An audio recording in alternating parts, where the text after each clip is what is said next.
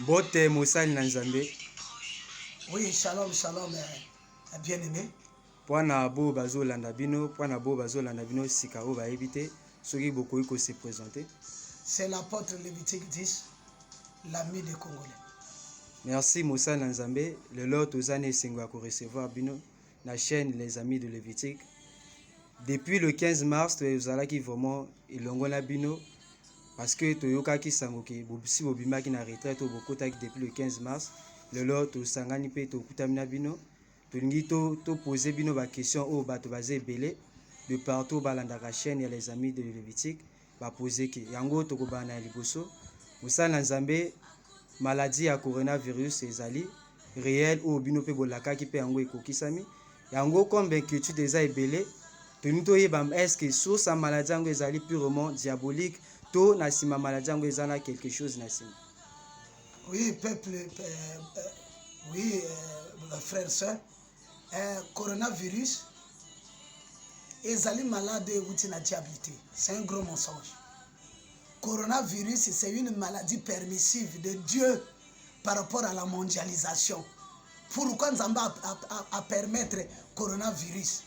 Preuve honnête, 2020, ezali année ya 366 jours. Donc 2020, ezalaka année à commandement. Oyo diable a ça préparé que makamotuna ba agent na ye pona 2021. Le kola nzamba pesa le kumu na ye na motote. Ndenge yomaka lobi na Isaïe chapitre 48 verset 11. C'est pour cela nzamba a permettre coronavirus. Diable nda en profiter na sima coronavirus a frappé ba alien na ye a komi ko mona lokola ba alien na ye ba trahir ye. C'est pour cela ba moni na Chine et saccagé. C'est pour cela ba moni na Italie.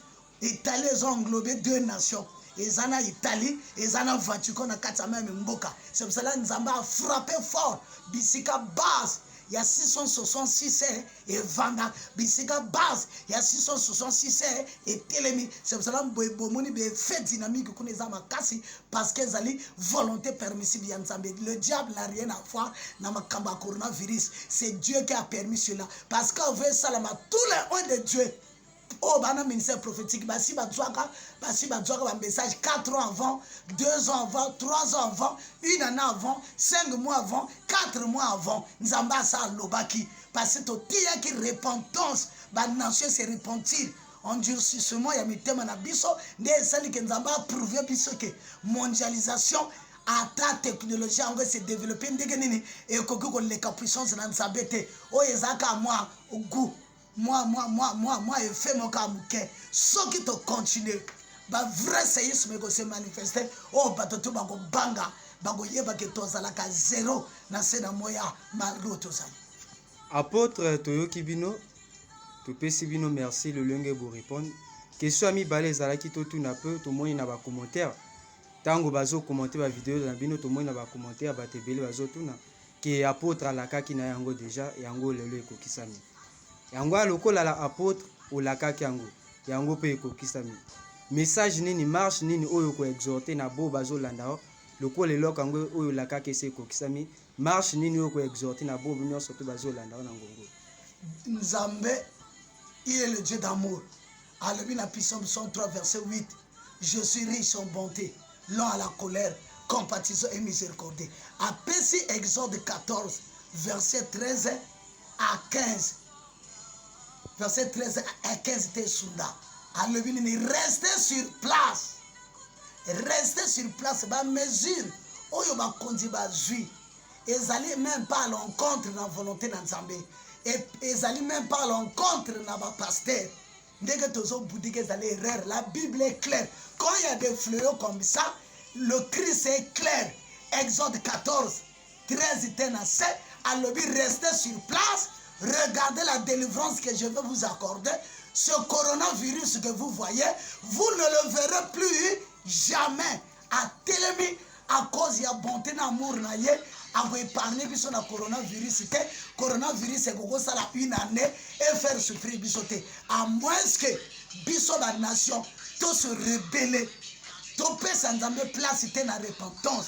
Parce qu'à Sengibiso repentance sincère, bisika tozali sur place na bandako, na ba famille, na ba quartier, batali kolo, batalo kumu, tout au quoi ma bolongo na se to se repentir to reconnaître que to tambola qui m'a bé to reconnaître que to sala qui m'a bé to senga ma wana nzambe bokomona pouvoir ya Exode 14:13 te na se o ya la kaki biso mokola pesa ki message et que se manifester malade wana et que ça non pleure makasi te nako koma avril pe nako luka ko soki esili na avril te mais ko sila te malade wana et ko kendeli bela mais soki to tosite et que ça la plus pire que otozomona oyo na Afrique centrale. Je parle bien de l'Afrique centrale, na ba pays à Grand Lac.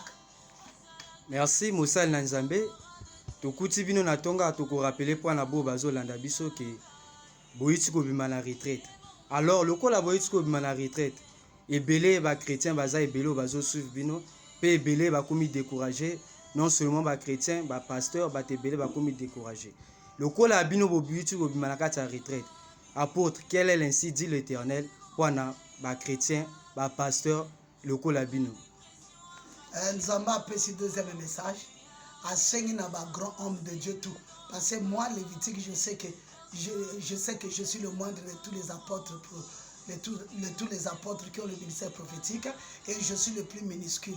Parce que je suis le plus minuscule. Nasengi na ba grand homme de Dieu, na ba grand serviteur de Dieu, tel que Tobinga Kabango, parce que tout le monde a la Bible, il y avait des serviteurs majeurs comme Jean-Baptiste, comme Moïse et comme Pierre. C'était des serviteurs majeurs. Nasengi na bino partout na Congo Brazzaville. Deuxième Chine. Nzamba atalisi ba signe ya mabe na mboka. Hormis coronavirus, il y a na ba signe na mabe na mboka.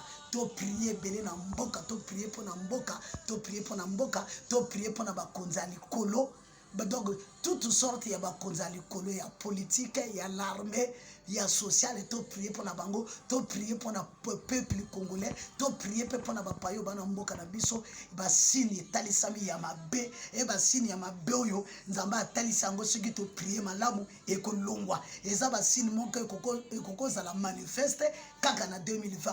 Eza ba signe ya mabe moyenne epengile ba signe wana te parce nga nazalaka prophète ya malheur te nazalaka prophète ya bonheur mais ba signe eza mabe to prier pour na mboka molili elongwa remis ménage quelque soit ndenge diable akani remis ménage ya muke ou bien ya ndenge nini ou bien na forme nini esalama na Congo to boyango zamba atalisi ba signe partout bozolanda nga bo sous-estimer te parce que ba message auto bandi lelo nde basali surprise to sala to pesa ngo biso kutusu do bandaki ko prier pour na mboka ko prier pour na bakonzi tout ya Congo quoi que ce soit mabe telema na Congo te ni na bakonzi ni na population ni na bapa ya Congo fait et tambola kaka na étude T 2030 les signes se présentent négatifs les serviteurs de Dieu de partout les enfants de Dieu c'est à notre tour de sauver le pays par nos prières ce qui est invisible nous l'avons déjà contemplé commencer à prier et bima na Congo qui étude fait dans na Congo pour na libela na li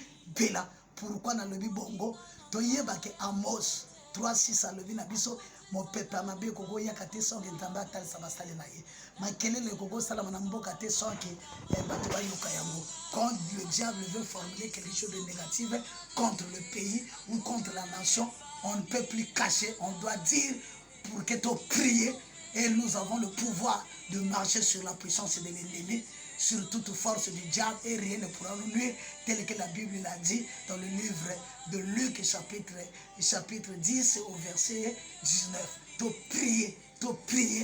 prier, la quiétude va continuer au Congo tel que je le veux jusqu'à 2030. Apôtre Lévitique 10, 3 phases. Batebele bazo tuna mituna.